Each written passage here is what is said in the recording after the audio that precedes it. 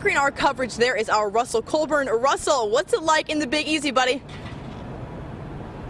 Yeah, much like it was on the eve of the new year, it's a fan frenzy here in Nollins. Tide and Sooner fans alike hitting the streets in full force despite the weather this week. And why not when you have two programs with as rich of history as these two teams do, and with fans as dedicated as any team in the country. And we're talking about Tide Nation celebrating their boys in crimson and white, making this game their 5th BCS Bowl game in 6 seasons. There was a pep rally held in the French Quarter. Fire up the band, cheerleaders, hundreds of fans, almost like a mini New Year's Eve celebration for them, gearing up for the 80th annual Sugar Bowl. And this morning, before the pep rally, we heard from coaches on both sides of the ball for the last time until kickoff.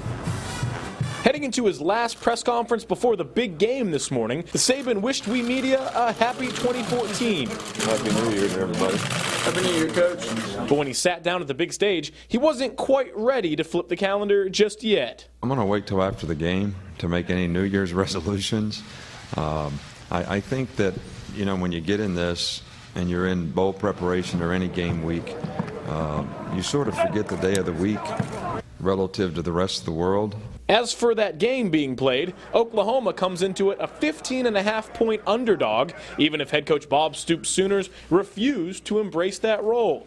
But the coach knows his competition, the back-to-back BCS champs. I think everybody would say they're as good a football team as we've played in 15 years. How can you not? Like I said, they're 1 second away from playing in a 3rd straight national championship game. So.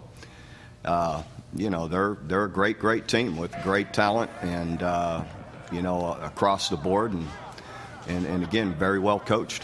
Ending a season the way Bama did isn't easy. A crushing defeat on the final second of the regular season. But Saban says if it gets his team a wake-up call and they can return to their brand of Alabama football, one focused on familiar fundamentals, it could be a blessing in disguise.